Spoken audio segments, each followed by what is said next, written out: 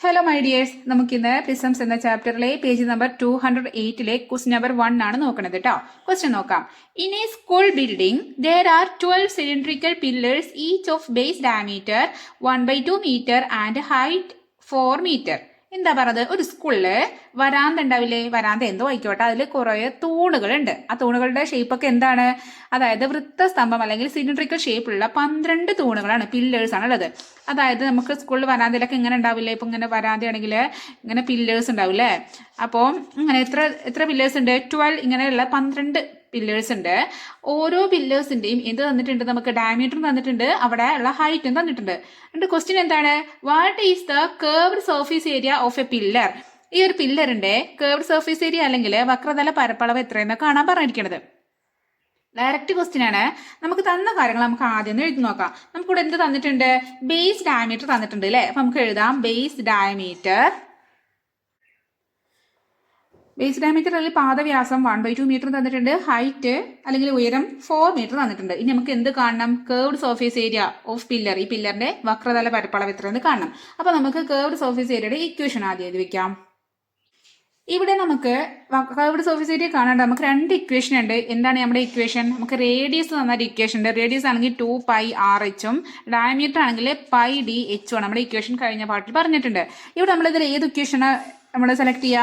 ഇവിടെ നമുക്ക് റേഡിയസ് തന്നിട്ടുണ്ടോ? ഇല്ല. നമുക്ക് ഇവിടെ ഡയമീറ്റർ അല്ലെങ്കിൽ ഡി ആണ് തന്നിരിക്കുന്നത് അല്ലേ? അപ്പോൾ നമുക്ക് നമ്മൾ πdh എന്നുള്ള ഇക്വേഷൻ ഇവിടെ യൂസ് ചെയ്യാം. πdh. ഇനി നമ്മുടെ ഇക്വേഷൻ നമുക്ക് കൊടുക്കാം. ഡി എത്രയാണ്? 1/2 ആണ്. ഹൈറ്റ് h എത്രയാണ്?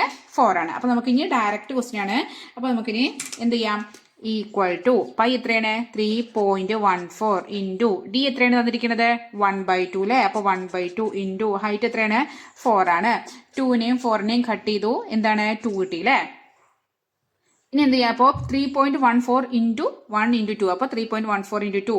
അപ്പോൾ നമുക്ക് 314 ഇൻറ്റു 2 ചെയ്യാം. 2 ഇൻറ്റു 4 8, 2 ഇൻറ്റു 1 2, 2 ഇൻറ്റു 3 6. ഇനി ഇവിടെ പോയിന്റ് ശേഷം ഇവിടെ 2 നമ്പർ ഉണ്ട്. ആൻസറിലും പോയിന്റിന് ശേഷം അപ്പോൾ 2 നമ്പർ വരണം. അപ്പോൾ ഇവിടെ പോയിന്റ് വരും. അപ്പോൾ നമ്മൾ ആൻസർ എത്ര വന്നു? 6.28. ഏരിയ ആണ് കണ്ടത്. ഇവിടെ മീറ്ററിലാണ് തന്നിരിക്കുന്നത്. അപ്പോൾ നമ്മൾ യൂണിറ്റ് എന്താകും? ഏരിയ ആകുമ്പോൾ സ്ക്വയർ വരും. ഇവിടെ മീറ്റർ ആയതുകൊണ്ട് മീറ്റർ സ്ക്വയർ. അപ്പോൾ നമുക്ക് ഇതിന്റെ കർവ്ഡ് സർഫേസ് ഏരിയ കിട്ടി. ഇനി അതിൽ ഒരു ക്വസ്റ്റ്യനും കൂടി ഉണ്ടല്ലോ. അതിൽ സെക്കൻഡ് പാർട്ട് ക്വസ്റ്റ്യൻ എന്താണ്? What is the total cost of painting all the pillars at 80 rupees per square metre? അപ്പൊ എന്ത് ചെയ്യണം? ഈ പില്ലേഴ്സ്, ഈ തൂണുകളൊക്കെ നമുക്ക് എന്ത് ചെയ്യണം? പെയിന്റ് ചെയ്യണം. പെയിന്റ് ചെയ്യാൻ ഒരു സ്ക്വയർ മീറ്ററിന് അല്ലെങ്കിൽ 1 മീറ്റർ സ്ക്വയറിന് എത്ര രൂപയാണ്? 80 രൂപയെ വെച്ചിട്ട് ഈ 12 തൂണുകളും പെയിന്റ് ചെയ്യാൻ എത്ര പൈസ വരും എന്നാണ് ക്വസ്റ്റ്യൻ. അപ്പൊ നമ്മൾ എന്ത് ചെയ്യണം? എന്താ ചെയ്യേണ്ടത്? ആദ്യം നമ്മൾ എന്ത് ചെയ്യണം? ഇപ്പൊ നമ്മൾ ഒരു തൂണിന്റെ കർവ്ഡ് സർഫേസ് ഏരിയയാണ് കണ്ടത്. ഇങ്ങനെ 12 തൂണുകളുടെയും കർവ്ഡ് സർഫേസ് ഏരിയ കാണല്ലേ? എന്നിട്ട് എന്ത് ചെയ്യണം? ആ എല്ലാത്തിനെയും 1 മീറ്റർ സ്ക്വയറിന് 80 രൂപയാണെങ്കിൽ നമ്മൾ കണ്ട അത്രയും ഇൻറ്റു 80 ചെയ്യണം. അപ്പൊ നമുക്ക് എങ്ങനെ ചെയ്യാൻ നോക്കാം. Total curved surface area of 12 pillars അല്ലെങ്കിൽ 12 തൂണുകളുടെ ആകെ വക്രപരപ്പ് പറഞ്ഞാൽ ഒരു തൂണിന്റെ നമുക്ക് കിട്ടിയിട്ടുണ്ട്. എത്രയാണ്? 6.28 ആണ്. ഇനി അതിന് നമ്മൾ എന്ത് ചെയ്യണം? ഇങ്ങനത്തെ 12 ഉണ്ട്. അപ്പോൾ 6.28 അങ്ങനെ 12 തവണ 6.28 പ്ലസ് 6.28 അങ്ങനെ എഴുതുന്നതിന് പകരം നമുക്ക് എന്ത് എഴുതാം? 6.8 ഇൻറ്റു 8 ഇൻറ്റു 12. അപ്പോൾ 12 കൊണ്ട് ഇൻറ്റു ചെയ്താൽ നമുക്ക് എന്ത് കിട്ടും? ഈ 12 ഇങ്ങനെ 12 തൂണുകളുടെയും 12 തൂണുകളുടെയും എന്ത് കിട്ടി? കർവ്ഡ് സർഫേസ് ഏരിയ കിട്ടി. അപ്പോൾ നമുക്ക് എന്ത് ചെയ്യണം? ഇത് ചെയ്ത് നോക്കാം. 6.28 628 എടുക്കാം ഇൻറ്റു 12. അപ്പോൾ 2 into 8 16, reminder 1, 2 into 2 1 plus 2 into 2 4, 4 plus 1 5 കിട്ടി.